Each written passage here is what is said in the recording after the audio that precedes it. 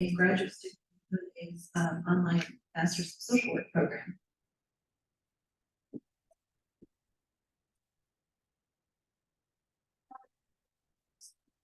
Our first question for today is, how did you find your program or your research focus and figure out where you wanted to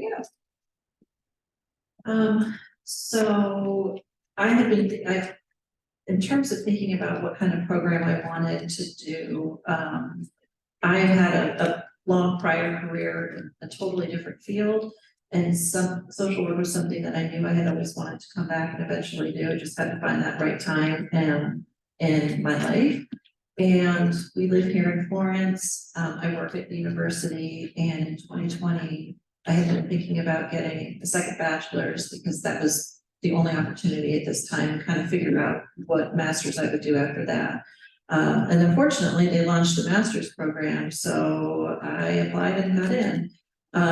Sounds like I didn't give a whole lot of thought to it maybe, but I was really thinking about more of a generalist program. My background, you know, I had an undergraduate degree in English literature, 23 career as an intellectual property paralegal in corporate work. So going in a very different direction.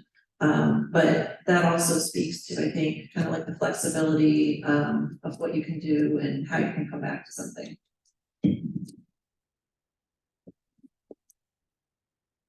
I actually began in a master's communication graduate program at UAH. First semester in that program, one of the courses I took was a psychology course that was related to that particular thrust, my focus there. And it was during that course that I realized that what really interested me in research and that level of study was to be found more in the psychology realm and factors realm. And so then that led to a conversation with one of the professors at UAH, named Clincal. And after talking with him, he agreed that I went ahead and applied to essentially jump from one master's program at UAH to the one I'm in now.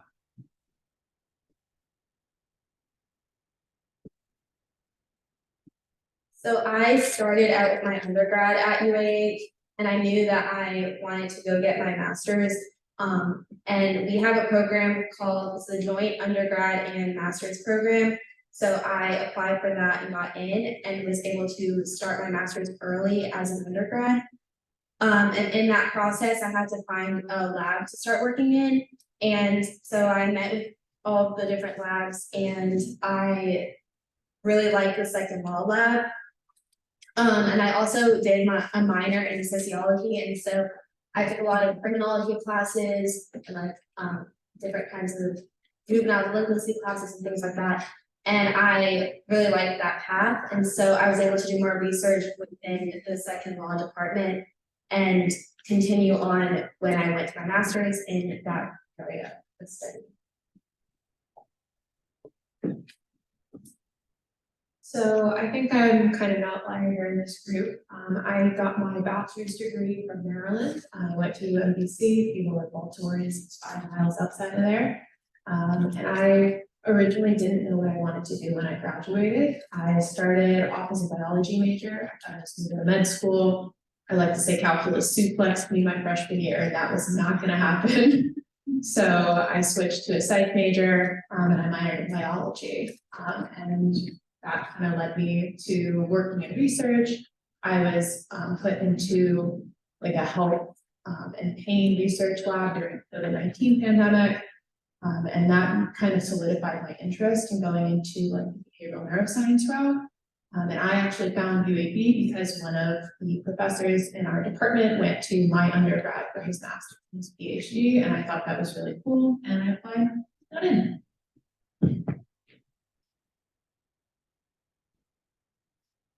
So I am originally from Louisiana, and I went to UA for my undergrad. I ended up getting my degree in psychology with a minor in biology, same as you. I also wanted to go to med school, and then I realized I did not want to go to med school after learning a little bit more about it. So I started looking at alternative paths, and whenever I decided on psychology, I kind of picked that topic just because I took it in a Psych 101 class, and I thought it was really interesting, and that just like kind of made my passion for psychology blossom a little bit. And then for graduate school, I decided to go because I only was in college for 2 years. I graduated early, and so I wanted to stay at UA for longer. So I went ahead and applied to their graduate PhD program and a few other schools too. I literally made a list, wrote down some like important things about each one, like their funding, their location, how long the program is, things like that. I made a list, applied to them, and then got into a few different places after doing interviews, but I just decided to stay at UA since I was already there working in a lab and just continuing my work there. So I came out of high school and went to seminary, became a pastor, got out of that program and realized that I did not want to be a pastor. As much as I loved that experience, and I started thinking about things that I was interested in and what I wanted to do, and I ended up in a bachelor's program for psychology with an emphasis in child and adolescent development. And so I spent three years in my undergrad. And then when I got out of that, I kind of looked at my different options. I was interested in possibly doing research like some of these folks are doing. And that was a lot of interest to me. And so I looked at some different programs that would go that route in psychology. And then I looked at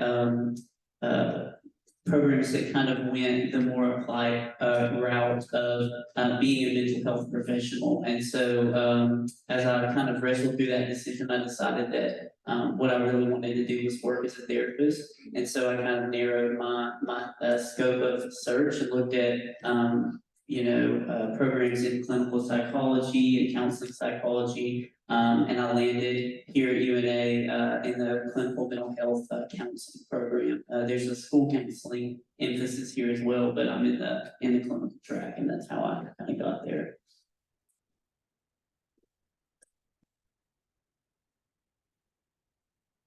That was some great answers, guys. So our next question is going to be about funding. How did you guys go about securing any scholarships or stipends, and what options are available for students and parents? Yes, so I will say that in the program that I'm in, almost everybody is paying for their program. So, but whether it be through student loans or paying for it personally. And for my first semester, I paid for my schooling. Thankfully, I was able to apply for a position to be a graduate assistant for the program.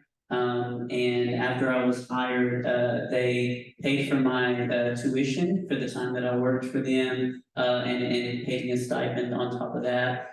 So if you choose a program like that, it's really good to look for those opportunities, a lot to different. And I will say, even if you don't, like, we only have one graduate assistantship in our program in counseling, but I know several people who are counseling students that are graduate assistants for other programs. And so they sometimes other programs even will hire you to be a graduate assistant.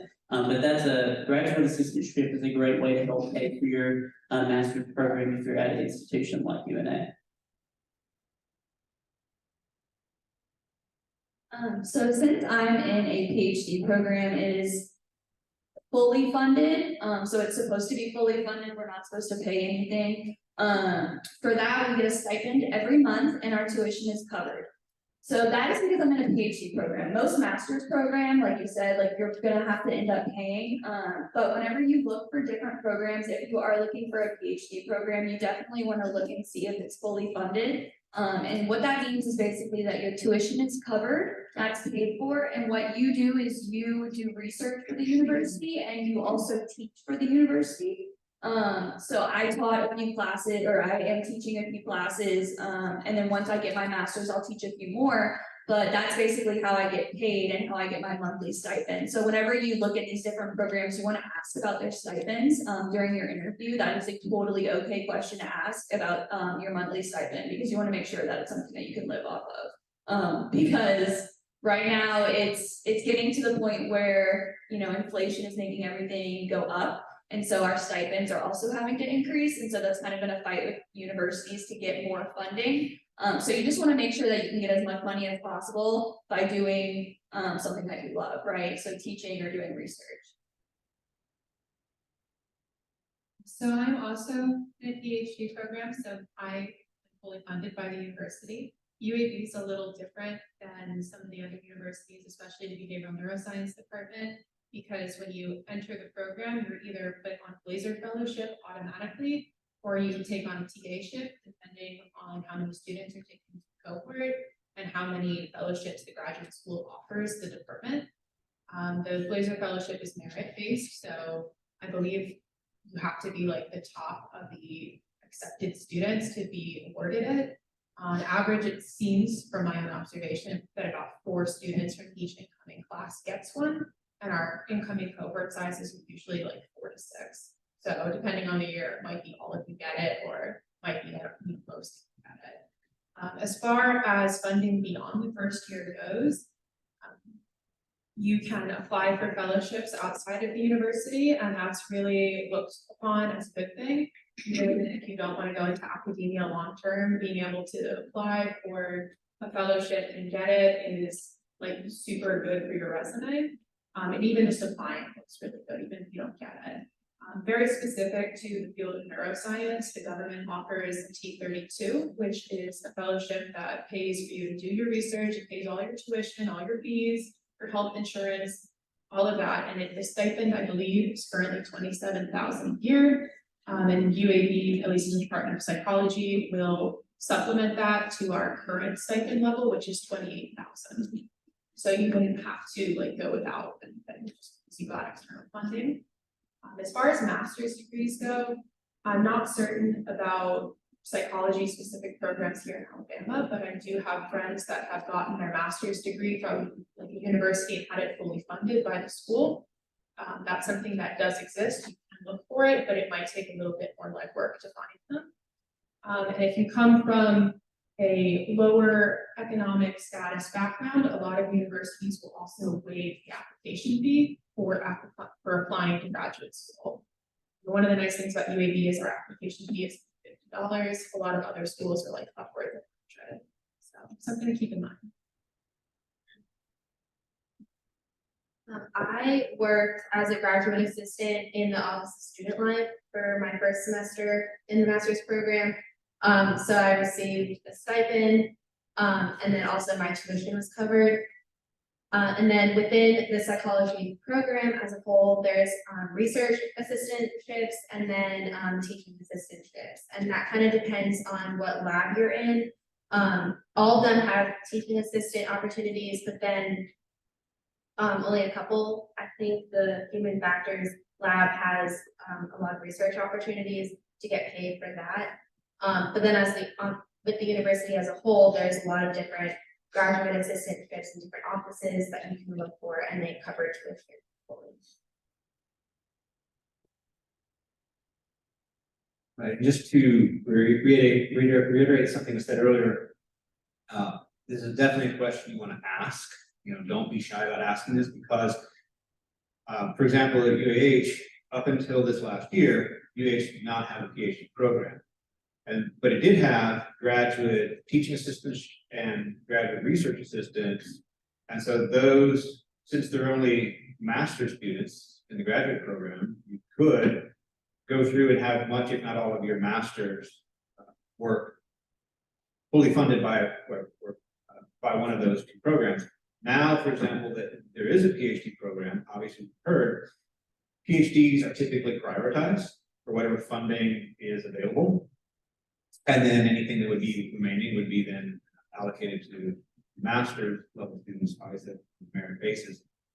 Another option, so the benefit of what you've been mostly hearing is when you can secure an assistantship, a fellowship, other type of scholarships, your full-time job then becomes to be a graduate student. And all you can focus on that and you can prioritize moving through that program. Another option that you have that reflects more of what I am doing, when you leave here, each of you will have a bachelor's degree. That makes you employable. Oftentimes, universities will, if you have a full-time job at a university, oftentimes universities, one of the benefits of that is they will cover a certain number of tuition hours per semester. I actually work full-time at UAH. I work in the earth science laboratory at UAH. And so I am actually receiving 6 credit hours per semester paid by the university. Now, downside to that is, one, I have a full-time job on top of my studies in the graduate program, so I've got to constantly juggle that. And two, because unless I am willing to pay more out of pocket, my progress is a bit slower taking 6 hours a semester versus if I was taking the full 9 hours a semester. So I just wanted to throw that out there as, there are other ways, in addition to what I would consider the more traditional ways of funding stuff that are open to you. So I can identify with that because I work for the university full-time. And I go to school part-time. So because my undergraduate was not in social work, I'm technically in the 2-year program, but it's taking me 4 years. This is my last year. And with that, you do have the tuition remission. That's the program at least that we have here at UNA. In terms of graduate work here for our online program, I don't think we have those opportunities yet. I'm not sure if they would consider developing those in the future. But I also know from my experience that I had a class with a professor and, she knew I was very passionate about this particular topic. And I ended up doing an independent study. She reached out because she knew I was interested in it. She had some work she had to do. And so I had an independent study. I didn't get paid for it, but it was just kind of like another avenue for me to pursue another path that I was interested in within the program, get my credit for it and all of that. So, it is a lot to balance a full-time job and, whatever other responsibilities that you have. But again, the other thing is too, like I'm doing this part-time. When I came into the program, I don't know if they had an idea that somebody might be doing it part-time, but they were very flexible in terms of working with me and saying like, I get it, want to accomplish your goals. We want to help you accomplish those goals. And so we had those discussions and it was a very open process.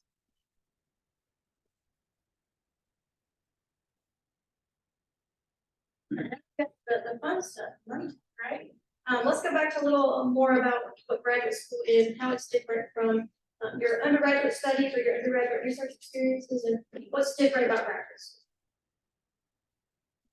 school. So, I think when I think about especially because I've kind of had this different path instead of going straight undergraduate to master's program, in undergraduate, you're definitely absorbing, you're learning, you're memorizing a lot of things, and you're starting to synthesize those thoughts, in your studies, especially as you get to your upper level courses. I think in a master's program, from my experience, is that even if you don't, for example, again, I said I didn't have an undergraduate degree in social work, so I am kind of doing some of the catch-up work on that in terms of learning some of those fundamentals. But if you have critical thinking skills and, you're gonna be fine. But at the same time, it's the opportunity, depending on the professor, of course, to really hone those skills of doing your research, even if it's, research, like I'm not doing research in the lab, a lot of these individuals are, but, doing your research on particular topics, talking to your professors, gaining more insight, going to their office hours, and letting them know where your interests are. And then also it's the next level up. So you really have to think about, okay, maybe the undergraduate level is simplifying it. I memorized a lot of stuff. I knew how to turn out this, I could recite facts, I know theories, all that kind of stuff. So when you're hitting the graduate level, that's really you stepping up to the next level. I think people are looking for what you can bring. What are your thoughts and ideas? How you're incorporating those? How are you using those theories? And then conveying that, especially at a social work level, if you're working in a school, if you're working in a hospital, how are you going to apply those things on a practical level?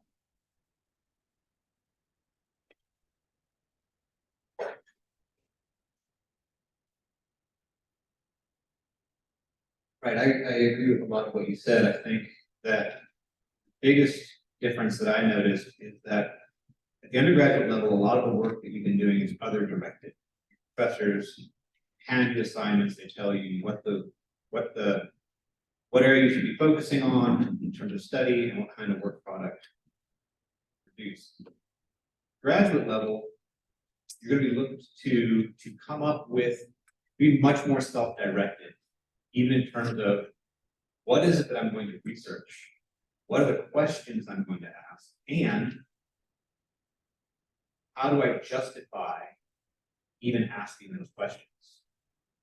And so I've had plenty of times where my advisor would just literally sit across the desk and just look at me.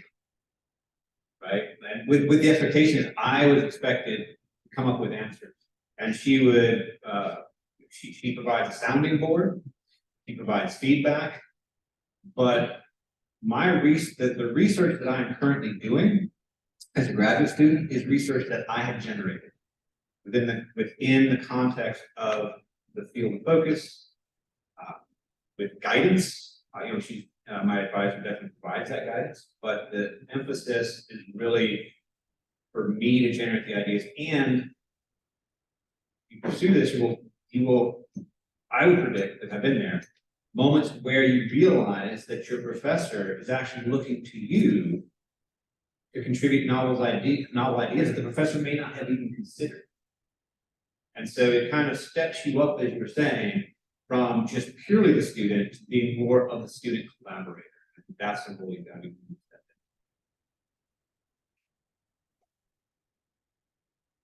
I would say that like the biggest difference, kind of going off of what they said, is that grad school is more application based. In my lab, I've been able to go around Alabama to different court cases with my professor and sit in while he gives testimonies as an expert witness. And like that experience you don't really get as an undergrad. So I've been able to see what a real world application of what my degree would be. Like in action. And then also my professor helps us get additional training. I've gotten training in interrogation techniques, and then training in coding coding interviews for like the ethical concerns regarding interrogations. And like that experience and that outside of the classroom and outside of just getting like a grade has really helped kind of push me forward and kind of narrow in on what I was looking for out of a psych and law concentration. And then also kind of going off of what you said about research, we have lab meetings every week where my professor will kind of update us on different trials that he's working on or different research opportunities that he's working on. And we can kind of all sit down and give him ideas or focus in on what to look for in the data or what to kind of direct our surveys about or our research opportunities.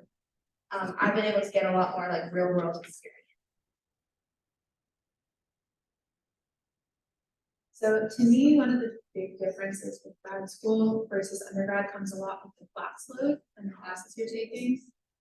In graduate school, you only take 9 credits of classes at a time, at least in a full-time PhD program. So there's a lot less like hectic, like, oh, I gotta take this math test and this bio test and this English test and this math test, you know, like all at once. Which is really nice. And the classes are a lot less like busy work heavy. It's a lot more like you go to class, you do your reading on your own, then you take exams, which I personally liked a lot better. And I can say personally that the instruction at UAB is amazing. It's so much better than what I had in undergrad. So that's been a delight, honestly. And as far as research goes, I didn't have a traditional research experience as an undergrad because of the pandemic, but I can tell you that looking at what I do in my research lab versus what our undergrads do, the biggest difference is that I have a lot more responsibility as a grad student. My undergrads might be putting in data into the computer and that's their entire job, or their entire job is calling and scheduling participants, versus my job is actually interacting with the participants, doing the pain testing, doing the questionnaires, analyzing the data, making the posters, writing the papers, just all of that stuff. And I haven't quite gotten to the point yet where I'm generating my own research, but I think that can be really I wanna say like, feels like a mental hurdle to jump, kind of like they said, and then you're the student collaborator, you're not just the student. And I think that can be kind of scary, but also. So yeah.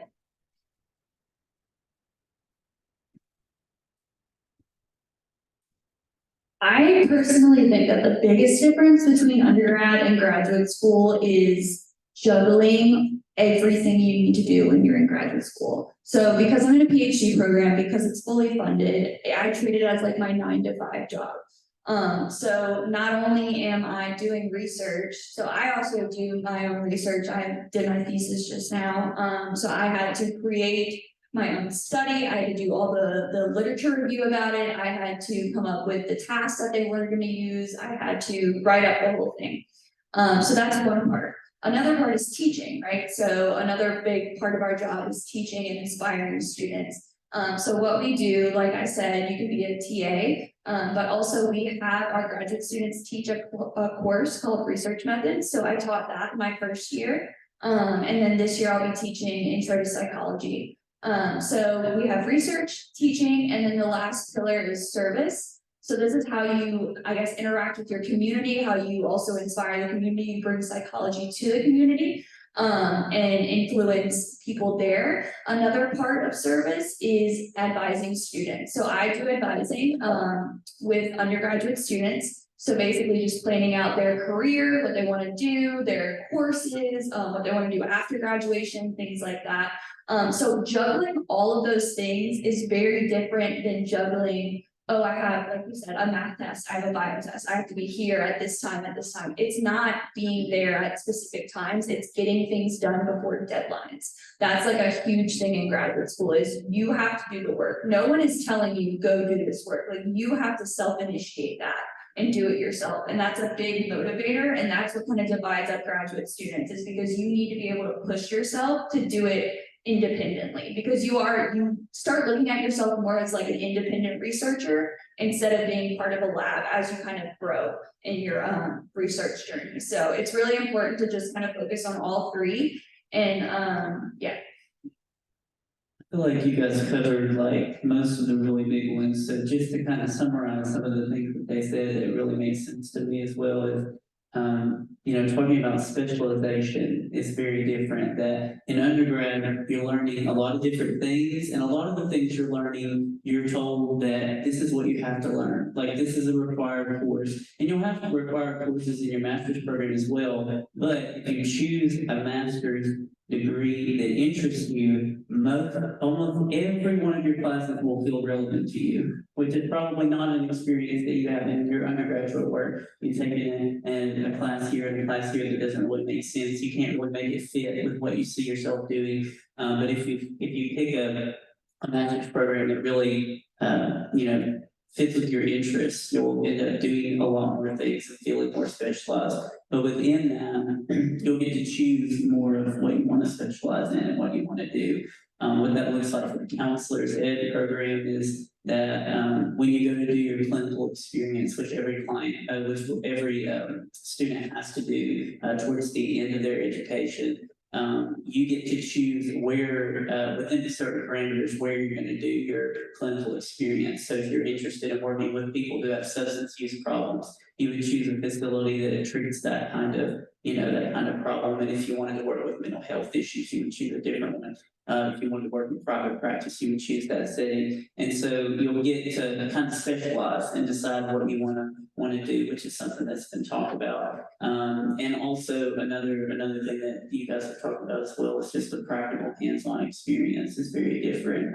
For counselor ed, you have 700 hours of clinical experience that you have to complete as a part of the master's program. And so that's treating clients and working in those settings. And that's a huge piece of the education in that kind of a program because you learn so much from some of the experience, just like, just a lot of you are learning from your research experience. So choosing which master's program you go into is choosing which kind of experience you want to have.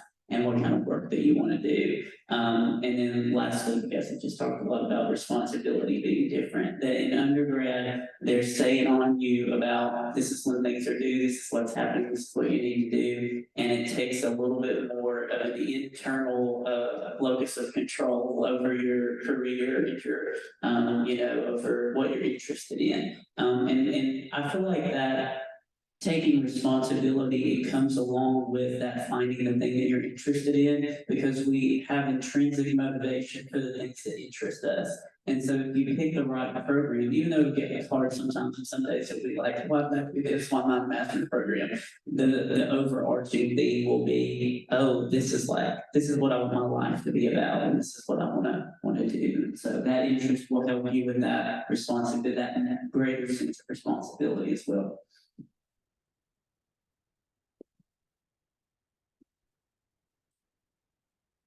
That was some really good answers. I think you guys would feel the same about that. Some really good answers we're getting today. Now that we know, how to find a program and how to get funding for that, and what grad school is like for those of us that are really interested. What advice can you give us about coming up with building a strong grad school application as far as like personal statements and letters of rec and those types of things? Yeah, so I think this is going to be real different depending on what kind of a program that you're going into. For counselors education, I remember the application process is real straightforward. The application is probably real similar, as the application section is probably real similar in a lot of programs. It's just personal information, your personal resume that includes your education experience and your work experience. But beyond that, you would have some references to turn in, maybe some people that you've worked for, or maybe even some people that you know that know you that could provide a personal reference that might work in the field that's similar to what you're going into or something like that. Those would be good options. And then beyond that, as far as a cover letter or whatever your program would require, I think for us, I think we had to do a short personal statement, but most of the kind of the weight of the decision for our department was the interview that they did with us. They brought me in, and well, no, they didn't bring me in at the time that we were in COVID, so it was a Zoom meeting with the whole faculty, and they asked very, very, and I don't mean this in a bad way, but very generic, just like interview questions. And the reason I say that is because if you look up graduate program interview questions, it is very likely that whatever program you're looking at, there might be some unique ones in there, but there's not a lot of creativity in this, guys. They really use really similar questions. And so if you can just prep yourself for some of those things that they might ask you, like, what's your greatest weakness? What's your greatest strength? And answer those things in a way that it's not too personal, but you know what I mean? That it's very articulate. You can kind of prep yourself in that way. And then as far as a personal statement, it's going to depend on the program. If you're going into a program like counselor ed, you want to talk about your interest in helping people and your experience in your undergrad and how it kind of led you to your decision. If you're doing research or something like that, you might want to focus a little bit more on technical aspects of what you're interested in and kind of what you're in specifics of, kind of what led you to that path. But those are just a few things that come to mind for me. So with the graduate school application, what I would say is that you really need a strong statement of purpose. So this, depending on your program, it seems like yours was a little bit shorter as a cover letter. For our PhD program, we had to write a 2 to 3 page statement of purpose that basically just talks about your experience, your education, what you want to bring to whichever university you're applying to, who you want to work with, and why. That's a big part of your statement of purpose, is you actually apply to work with a certain individual in a PhD program. So what you have to do is go look up all those people, look up their labs, see what they do, and find the person that you think that you would work well with. Possibly meet them before you apply. That's a good idea too. But in your statement of purpose, you would then put that you would like to work with them because your research interests align. Along with the statement of purpose, another thing that's really important to your application is your CV. So a CV, I didn't really know what that was. It's just kind of like a fancy resume, I would say, a more in-depth resume without all of the like pretty formatting. So it's literally just black and white, straight down your education, your research interests, your professional experience, your leadership skill. Like it is just straight down. It doesn't have to be a page, obviously. And so most professors, as you go on, your CV ends up being like 20, 30 pages because you list all of your publications that you've done too. So a CV is just a little bit more in depth than a resume. You can look up templates online, and then also I know that y'all are given our information too. And what I do with my students is if they're interested, they asked me before for like my resume, my CV, and my statement of purpose, and I still have those from when I've applied to graduate school. So if you need a template, you can absolutely reach out to me and kind of see like what needs to go on a CV, what needs to go on a resume that sells yourself, right? Because you're selling yourself to this graduate school, to this program. You want to look as good as you can, and you want to do it truthfully and honestly, and you want to get accepted into a program that wants you, right? So you need to sell yourself, and you need to kind of just make sure that you're using the right terminology, make sure that you're using the right kind of formatting. So things like that, if you need to reach out and get like a template or anything, like I still have all of mine. So I'd be happy to share that, just like my resume, statement of purpose, and CV, so y'all can have some examples too. But besides that, yeah, the application, it was just pretty basic information, and I think Alabama's was $50 as well. Yeah, basically what both of them said was pretty accurate. One thing that I really want to restate is if you're interested in going into a PhD program, you really need to look up everyone in the department that you're applying to and see if you specifically want to do the research that they're doing. I would not go in with the expectation that, let's say you want to do sleep research and somebody's studying like parentin genes and you don't want to do that, but you think you want to do something tangentially related. I would not go in with the expectation that that will be the outcome. And a lot of programs, at least in mine, it's not necessarily encouraged for the dissertation to be like a brand new field of study that's never been looked at before, because it's more likely to fail and you're more likely to have like a 10-year PhD track, which no one wants. So, you know, just think about that. And what I can say about the behavioral neuroscience program specifically at UAB is that unlike any other department, like in the psychology department, is that you actually do not apply to work in one specific person's lab. The BN department works on rotations the first year, so you are in at least 2, if not 3 different labs during the first 12 months of the program. So you really get to rotate and try out and see if you fit like in specific ones. So if you are interested in the BN program, you maybe try to like think about multiple people that you'd like to work with, because there's no guarantee that you'll get to work with the one that you applied specifically to work with. Yeah.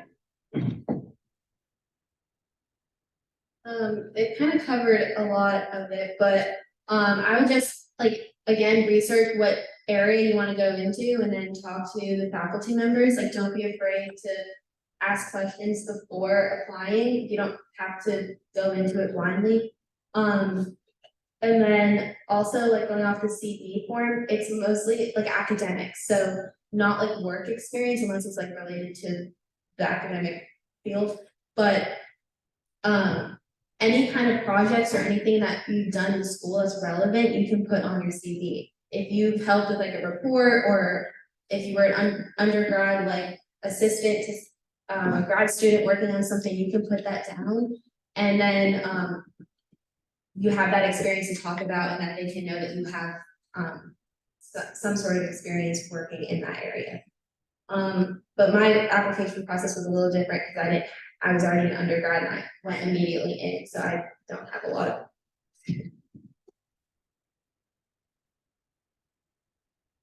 Okay, and I want to stress this, the importance of researching the faculty of wherever it is you are thinking of going, and I perhaps want to explain a little bit more why that's true. As an undergraduate, more than likely your interactions with professors were typically you would go twice, 3 times a week to a 1.5 hour class. Maybe 2, 3 times a semester you might sign up for an office hour, maybe a 30-minute to an hour office hour. And that was essentially the demand, let's say, that you were putting on any given professor. when a professor, when my advisor, I went through an interview with my advisor. When my advisor accepted, when she, signed off on me, saying, yes, I will work with him, and then they accepted me in the program. The level of time commitment that she gives to graduate students, both the math and definite PhD level, is much more considerable than the level of effort that she gives to undergraduate students that she works with. She and I meet at least once a week for an hour. I just passed off to her an 80-page thesis proposal that she's going to turn around and so the reason why in the application process the professors are going to be wanting to hear what are you truly interested in and what are you bringing to the lab is because they know they're going to be investing a lot of time in you, the person. And so they want to make sure that it fits well with what they're doing. Because again, oftentimes, just today I met with my advisor, and after we got through discussing the things that I was working on, he pivoted and asked me a question about some data that another student had produced. And we actually brainstormed for a second on next steps. So that's the type of relationship you're looking at stepping into, and that's why on the front end, you're going to receive a lot of close scrutiny as to why are you here, what are your interests, and how well it's aligned with what we're doing. So, again, just I'm in social work and, I think a lot of it just, varies from school to school. I think our application process here at least UNA was fairly straightforward. But also when you're writing that personal statement that, may be in the form of a cover letter or longer, you really want to just be yourself and want to put your best foot forward and be professional too. I mean, we're talking check your spelling, check the grammar, your punctuation. Coming from a different professional background, in law, those things make a big difference, but in the academic world too, my husband's a professor, those things are really important. And that kind of, in my mind, also is a reflection of how serious are you going into this, because this is a profession. Whether you're in academia for the rest of your life, whether you're in research, whether you're going out and, applying your skills in a different setting, this is a whole professional experience. So I think having that overarching thought in mind is really, really important and will kind of help ground you from there about like, okay, this is a profession, that step out of, being an undergrad saying like, here's your schedule, here's all the different places that you have to be at these different times. This is on you. And it takes, and I think you mentioned too, it's kind of like you have, that scary step, but that's what it's going to take. And even if you're unsure, but this is what you want to do, just take that step. And also in terms of, researching when you're looking at different programs, like I have a professor that, her program is primarily, focused on advocacy. So there are those things, there are social work programs that definitely have specializations, and know that about yourself and put those things down in your CV. Regardless of how small you may think it might be, it will put the weight in your application towards what it is that you're interested in and why you actually want to be there. And I think when you can demonstrate that, even on a small level, because coming out of undergrad, maybe you don't have a lot of that, but coming out of undergrad with that, and having those even smaller steps, it's fine, like you're starting out, you're not expected to have, everything and everything. So.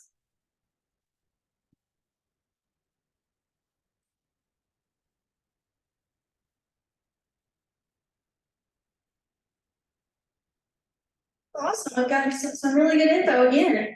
For one of our last questions, can you tell us, not everything, but a little bit about the different types of career options that are available to you upon graduation and what you guys are looking into and what you've filtered through, what maybe some others are doing in your programs? So I think my my biggest piece of advice, at least from the social work perspective, and it could apply to a lot of others, but is just to remain open while you're progressing through your program. You know, you may take a class, you've never even thought about that topic before, and then boom, you're off and like thinking, this is where I want to be. And it's hard, especially if it's something that's, you know, like a core requirement and, you know, you just gotta like get through it, but you never know when those experiences could be transformational. So I would say be open, talk to your professors. A lot of the ones that I have connected with, they all have different paths, right? So some may have, you know, kind of like me, you go take a completely different path as your undergraduate, somehow you latch onto something and it pings you in this other direction. So there's not one same path you're gonna talk to in your professors that everybody said, this is my step by step by step, and it's gonna be the same. And I think knowing that and understanding that also helps you when, for example, if you're maybe like a non-traditional student like myself, or that's at least what I consider myself, is that you can see, you know, like they have had X number of experiences, or they've had these kinds of experiences, and also it kind of helps you if you have those moments of doubt of like, I'm not going to be pursuing this the traditional way. It can be done. I mean, but like I said, you could even talk to your professors here at UNA, and you know, undoubtedly they will all have taken different paths to get to where they are today. So just know that you don't have to lock into something just because in your mind, that's what everybody else is doing, if that makes sense. And you know, in social work, you can do, you know, we have, I'm in class with students that have their undergraduate in psychology. So it's not like this far stretch to jump to social work, but make those connections with your professors, make connections with people in your field that you meet with them. The students, a lot of them are working full time and they may be working in the profession. So if you're like, hey, you're a mental health counselor, can I set up a time to talk to you about that? If you don't know where you want to go, or if you think that's something that I want to explore. So take that initiative, reach out. People aren't going to think it's weird. You know, it's just another form of networking. The other thing too is that as a social work student, we have an internship every single year at the program. So me, 4 years here, I've had 3 internships because my current internship right now is the same one that I had last year, and I just really enjoyed it. And they were open to letting me do it again for another year. So when you're in those internships too, put yourself into situations that, for example, I knew I wanted to hit school, medical, and you know, kind of like a different avenue where I'm in disability support services, right?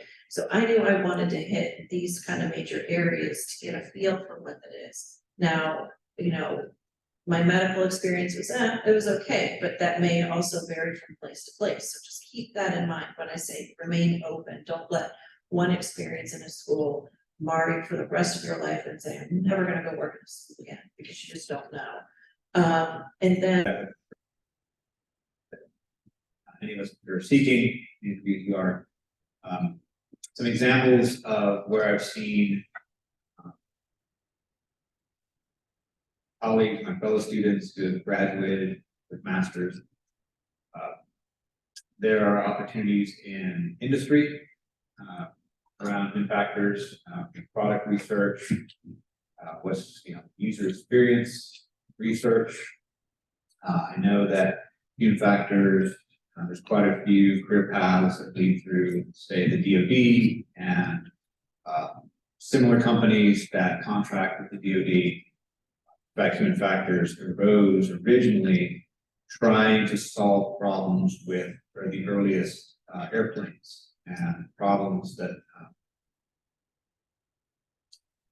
when the technology of the plane itself had been built without consideration that there was going to be a human in the plane, bad things happened, and so they realized they need to consider the human factor.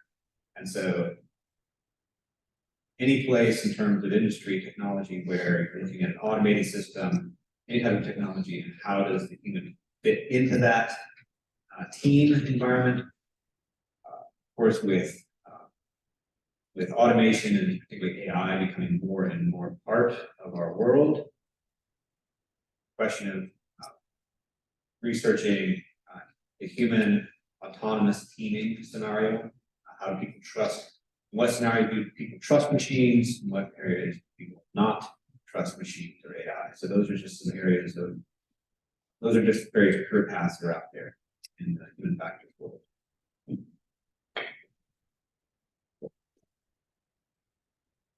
So for psychology and law, my professor works as an expert witness. So he goes, so if you don't know what an expert witness is, they give a testimony and they provide like theories and psychological perspectives on like testimonies in order to help the jury understand what to look for and what they're like listening to and how to make a verdict based off of more like facts than just purely like the testimonies. So that's a career path going into expert witness. My professor specializes in eyewitness testimony. So there's different factors that you can go into within expert witness. Or consulting is another work. My professor does consulting sometimes and he lets us help. So that's like the Tennessee Innocence Project gave him a report or a confession, and we did a report to show how we thought that was a wrongful confession, and then gave that back. So most of the work is kind of independent consulting or kind of independently being like an expert witness. And then of course there's academia or going into more of a forensics field and forensics interviewing and things like that. So behavioral neuroscience is kind of a weird one because it's like a newer discipline. It's using neuroscience and psychology. So obviously you can go into academia, but in the industry front, things are a little bit murkier to figure out where you can go, but that kind of works in our favor because there's a lot of different things you could do depending on what you decide to study while you're in the program. So for instance, I'm really interested in data and statistics. I love numbers. So I'm pursuing a stat certificate and I'm hoping to go work in behavioral statistics for companies. If you are really interested in animal work and using drugs on animals, you could go work for a CRA, which is a clinical research association, or a CRO, clinical research organization, and you could be a lab scientist there. There's also always opportunities to be like a medical liaison or a medical writer. And there's always opportunities with the DoD as well. The one thing I didn't mention during funding is that there's a really cool fellowship that is available that the DoD offers where they will fund your research for 4 years if it falls into something they consider important. You have to kind of like go through and figure out and fund if it's. And then when you're done, you actually get to go work for the DoD on the civilian side doing research for 4 years afterwards. And it's kind of a sweet deal because it's a guaranteed 4 years of employment directly out of your PhD, more than likely with good benefits and a livable wage, which is a lot more than postdoc positions inside. So just something to think about. And yeah.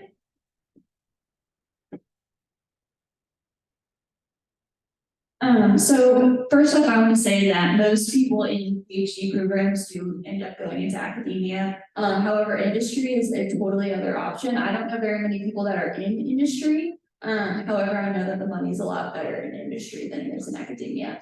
If you go into academia, there are different like subsections you can go into. So you can work at like an R1 institution, which is a research-based institution. And that usually whenever you're employed at an R1 institution, you do a course load and you also do a research load too. So you do research for the university. So since I've done research for my thesis, I kind of decided I don't really want to do it anymore after my dissertation. So I'm going to kind of move away from research personally, but what I want to do instead is teach. And so I'm getting all of my teaching credentials while I'm still doing my PhD, right? So I'm teaching college courses already. I'm able to get a certificate in statistics and teach that class as well. And I'm also doing advising. So there's a lot of other things that you can do if you want to be more of like a mentor to students instead of doing research based. You can do a teaching focused career, but also still have your PhD too. Okay, so I'm gonna cover counseling related, therapy related careers, because these guys have done a great job of covering some other emphases. I don't know, anyway, it's fine, you understand what I mean. First, counseling professions that will include you working directly with clients would be one route that you can go is marriage and family therapy, which is where you would be doing a lot of couples work, a lot of working with families. Another route that we actually have a program, a great program here at UNA for is school counseling. And so that would look like being a counselor in a school, maybe a little bit different than the counselor that, or it could be different or the same. But historically, school counselors have been mostly guidance counselors trying to help you figure out like what your career is going to be and those kinds of things. That has kind of shifted over the last little bit, and now school counselors do a lot more mental health related work and kind of therapy related work with students. And they also do classroom guidance, which is I'm going to go into the class, I'm going to talk about social skills, or I'm going to talk about different mental health topics like depression or anxiety that have a lot of prevalence among kids and adolescents. And so that's another route that you could go. The track that I'm on is clinical mental health counseling. And so clinical mental health counselors diagnose and treat mental disorders. And so that could look like a lot of different things.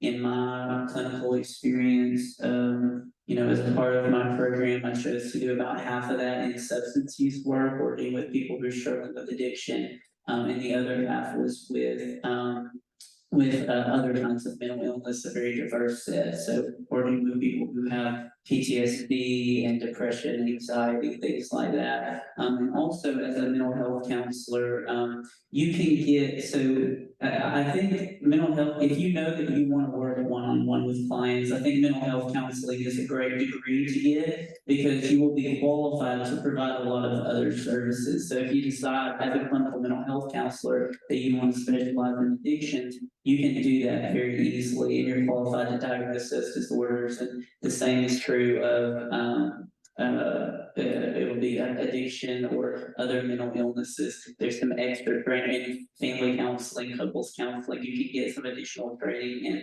and provide those services as well. You can get additional training in like eating disorders, for example, if you want to work with people who are struggling with that. As far as the settings that you could work in as a counselor, the highest level of care that you would work in as a counselor would be in a hospital setting. And if you're working on the mental health side, you would be working with people who have severe mental illness or psychosis that have been committed, to services based on either them being a danger to, most of the time, them being a danger to themselves or others. So that would be one route that you could go, and then another high level of care that you may work in is a substance use setting that is kind of like mandated treatment for people.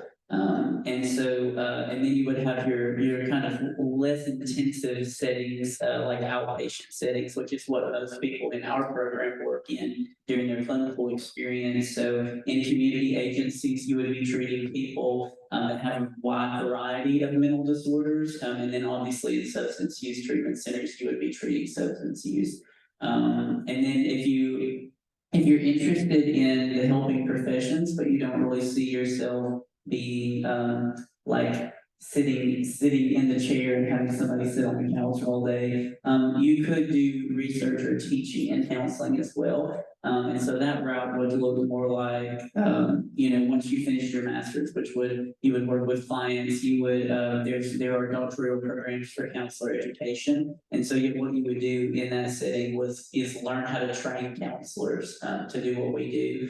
And then you could also do counseling research. So counselor researchers usually are the people doing the clinical trials that compare different approaches to treating mental illnesses and seeing how they compare what works well, developing new treatments, and also developing and validating instruments to measure, the severity of disorders and kind of some of those kinds of things. So a lot of different kind of ways to specialize in counseling, but as I said, I think mental health counseling is a great, if you know you want to help people and you want to work in therapy, it's a great general emphasis to get, and you can specialize from there.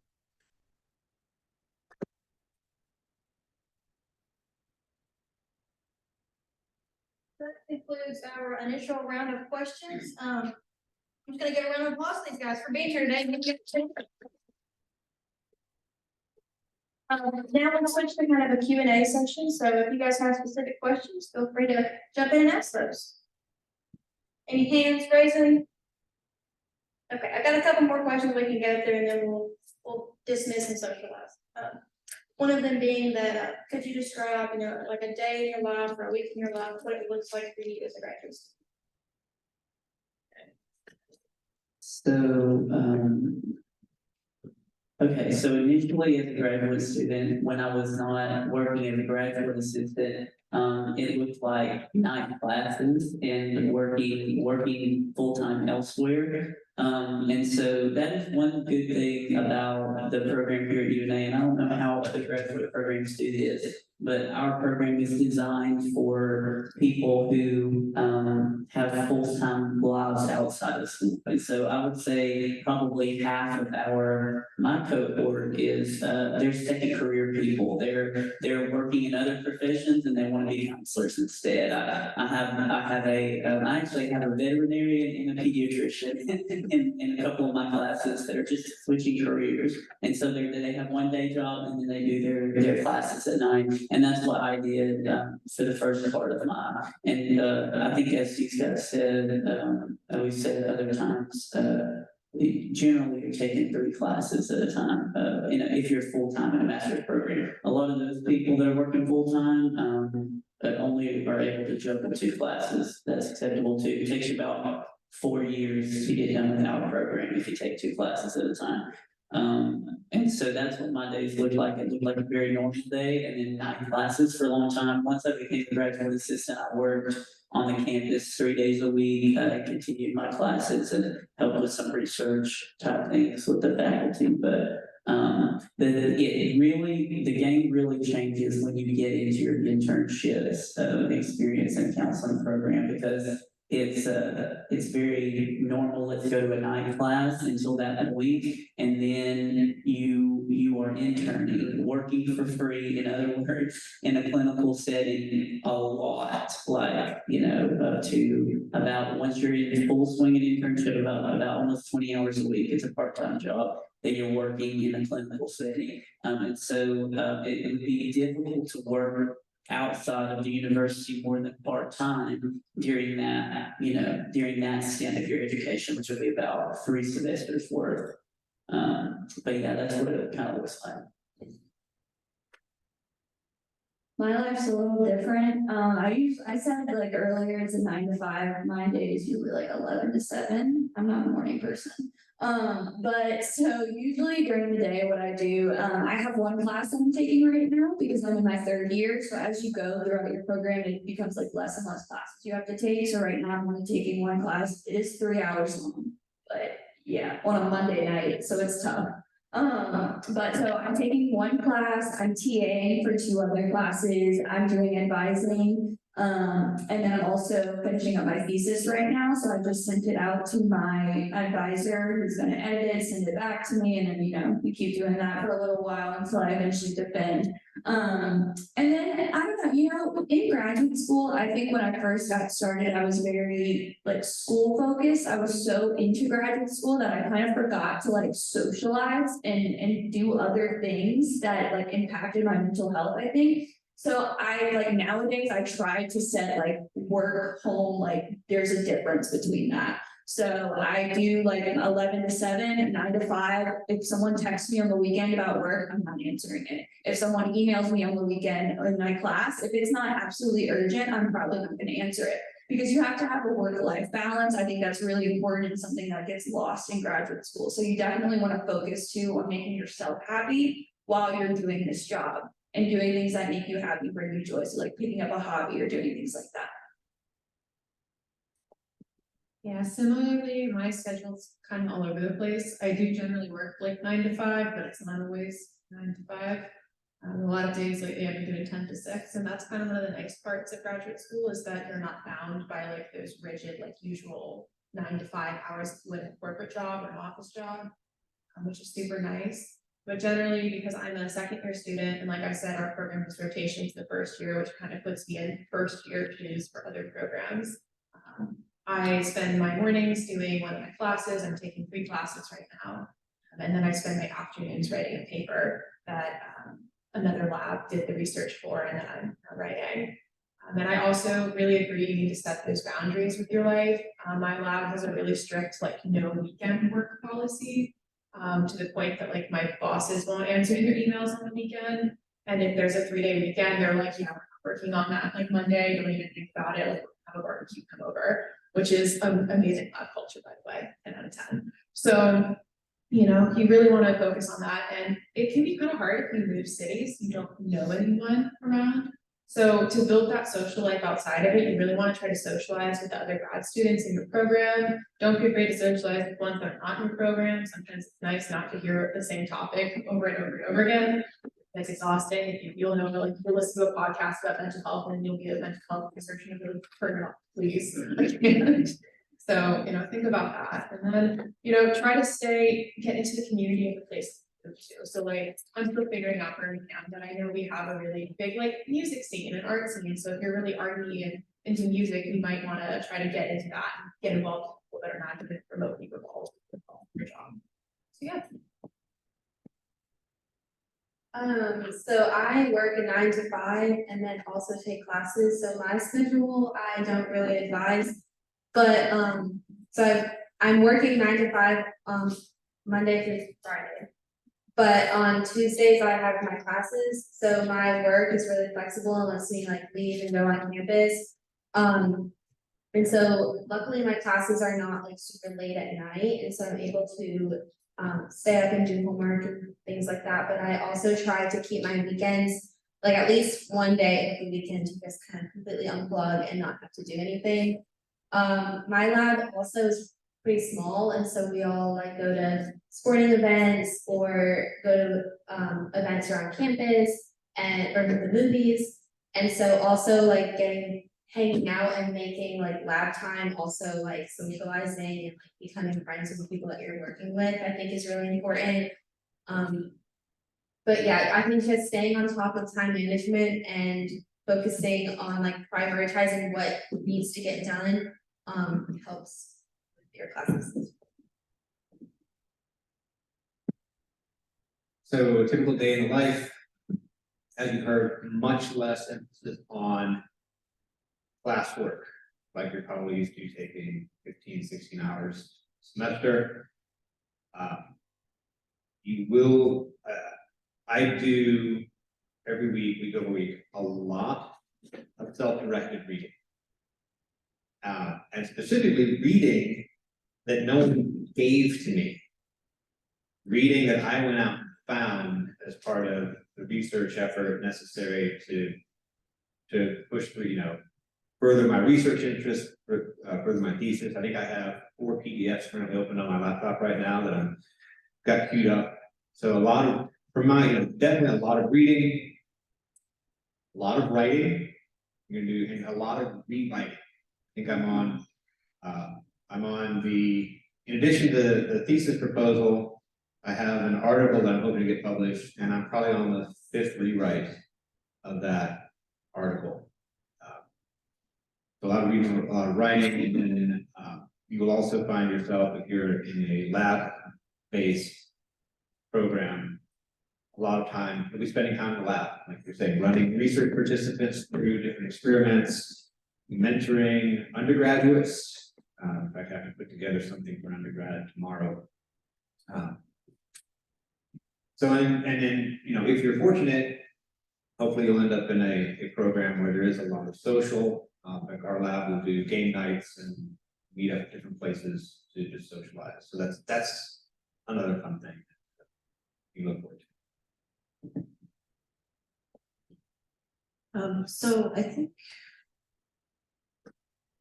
I have a lot to say about this, but I think first and foremost, when you're talking about keeping your boundaries, that's extremely important, especially when you are, you know, like my typical day is I start my job at 7, and I'm done at 5. And that also incorporates the time that I have to pick up to go to my internship part-time. So, you know, at the end of the week, I'm probably putting in, you know, like 50, 60 hours because of my job full-time and my internship responsibilities that don't get paid for. Some offer stipends, but I mean, like, I had a stipend and for a full year it was $200. I mean, I'll take it, but I mean, that's the kind of thing that you're looking at. Our program is online, so there are pluses and minuses to that, you know, and like you'd have to think about what kind of person you are, what, you know, what is your optimal learning environment. I think the online learning environment has come a long way, and it's not just, you know, plug in, turn your assignment in and check out. But there are, as much as I do not like them, you know, these online discussion boards that you really have to do, but you know, it serves a purpose. It gives you, you know, you have to put yourself out there and, you know, write what you're thinking and you get feedback.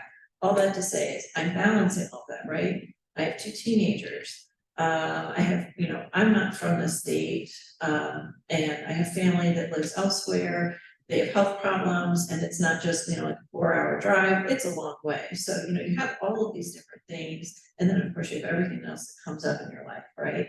So you have to be very, I find myself has to be very scheduled in terms of like, I know I'm gonna have to concentrate and start my work for the week on this night for schoolwork.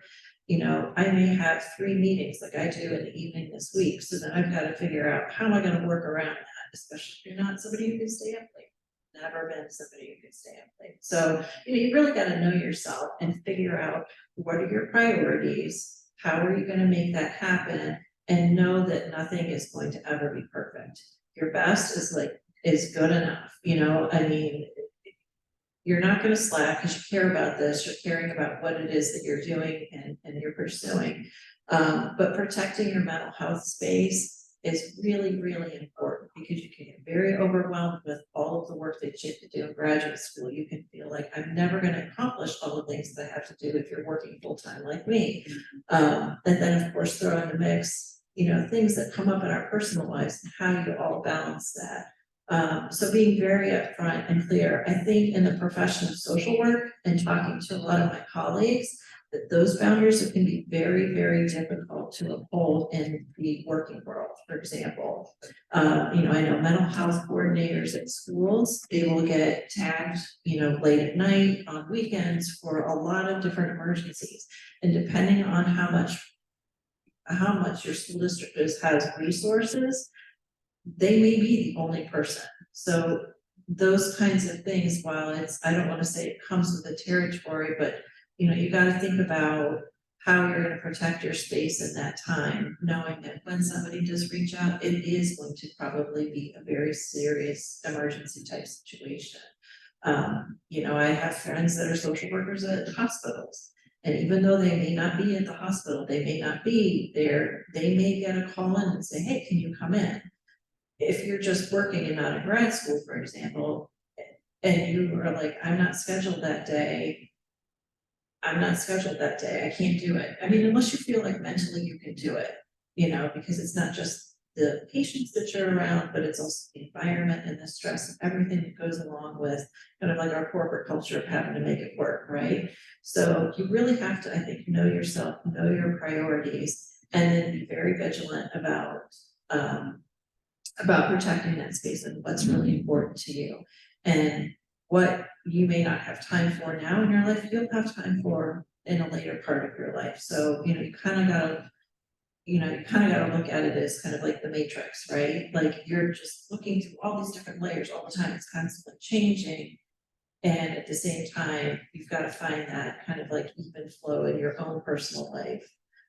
Because especially in a mental health field, you're going to feel like you want to just give and give and give and give and give. And, you know, for me, even like this week in my internship, you know, here we are on Wednesday, and Monday and Tuesday have been really intense for the times that I've been there.